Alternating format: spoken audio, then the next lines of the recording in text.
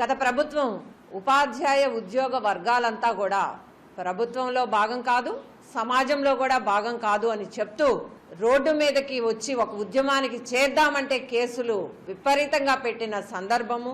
రెండో వైపు వీళ్ళు పాఠాలు చెప్పటం లేదు, కేవలం వాళ్ళ సౌకర్యాల కోసం అడుగుతున్నారని ఇంకొక రకంగా ప్రచారము. వేల కొద్ది జీతాలు వీళ్ళకి ఇస్తున్నామని పాంప్లెట్లు పంచిన పరిస్థితి గత ప్రభుత్వంలో చూసాం మనం. ఈ లోపాలన్నిటి ఫలితంగానే ఈ రోజున వాళ్ళు అధికారాన్ని కోల్పోవడం కూడా జరిగింది.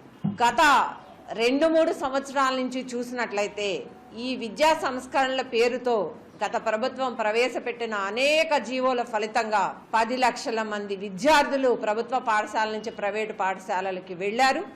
దీనికి 117 జీవో అనేది తీవ్ర విఘాతాన్ని కలిగించింది విద్యా వ్యవస్థకు అనేది అనేక మార్లు ఏపీటీఎఫ్గా మేము రిప్రజెంట్ చేసిన పరిస్థితుల్లో కూడా వాళ్ళు వెనక్కి తీసుకోకుండా ఒక రకంగా ప్రైమరీ పాఠశాలని నాశనం చేసే పరిస్థితికి తీసుకొచ్చారు.